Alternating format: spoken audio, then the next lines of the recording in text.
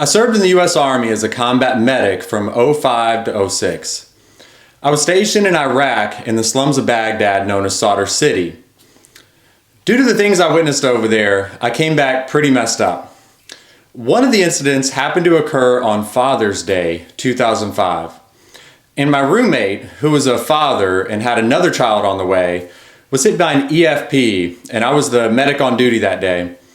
We rushed over to him and I saw that he was in pretty rough shape. The back of his legs were just gone, and he was drifting in and out of consciousness.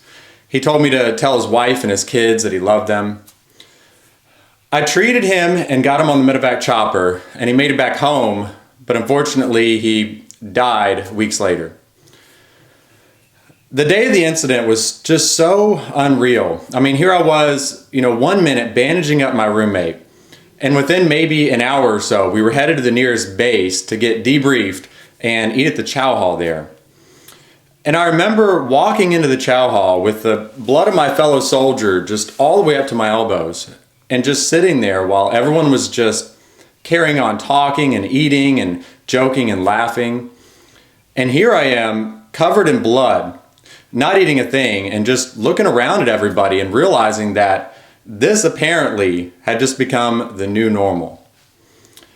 When I came back, I had severe anxiety, depression, and PTSD, which included immense feelings of guilt, worry, and fear. And I tried to self-medicate with alcohol and unhealthy habits and addictions, but it just ended up making it all worse. I tried to go to the VA, but all they wanted to do was load me up with meds, and I didn't want to do that. I remember talking to the social worker at the VA, and I was just pouring my heart out to him. And he finally just looked at me and asked me, well, if you don't want meds, then what is it you want me to do for you? I told him I just needed some help. And he told me that there really wasn't much they could do for me besides maybe some group counseling. And he told me that there really wasn't a cure for PTSD and that I'd basically have it forever, but that I could learn to manage the symptoms better over time. Well, the symptoms just ended up getting worse and worse, and the anxiety and the fear became pretty intense. I had my first ever panic attack, and I had paranoid thoughts where it was like I would constantly worry about me dying or my wife dying or something happening to a family member. I remember staying up late at night just staring at the door thinking that somebody was breaking into our house. It got so crippling that it was just a constant part of my life. Until one day my wife sat me down and asked me if I'd ever prayed about it. I said no, and she sat me down and opened up the Bible and turned to Psalms. I don't even remember what chapter she read.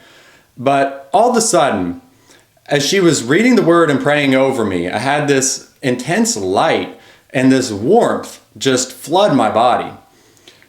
And Jesus just came in and took out 95% of the fear and the worry and the thoughts out of my head in an instant. I couldn't believe what had happened, but at the same time, I wondered why, if Jesus could heal 95% of it, why he couldn't heal the other 5%. Well, again, my wife asked me, well, have you tried praying for the other 5% to go away? And I said, well, no. So we prayed for the rest to go away, and I was completely and instantly delivered right there. I no longer had any feelings of guilt or worry or fear or bad thoughts. It was all gone. And I couldn't believe that I was finally free. Now, when I tell other vets this story, they're too quick to say, well, that's great that he did that for you, but that's not how it works for everybody. And yes, everybody's story won't be exactly the same.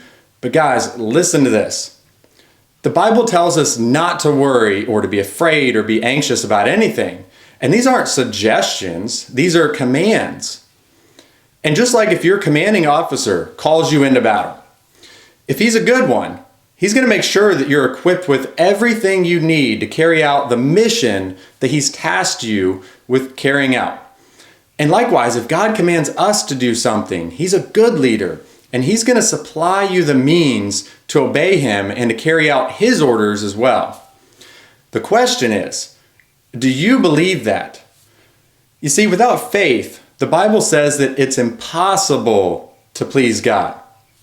Do you believe that God is healer?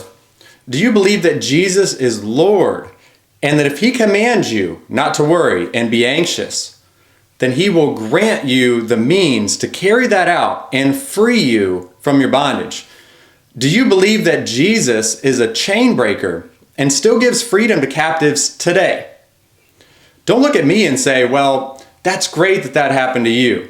No, look to Jesus, who is the way, the truth, and the life. And simply believe and trust in him to make a way. Don't look to yourself and don't look to others, but look to him. You know, he came to set people free from their bondage. The question is, will you submit your will and your life to the Lord of Lords and the King above all kings and live for him with everything you've got? And will you trust in Jesus and place your faith in him to set you free?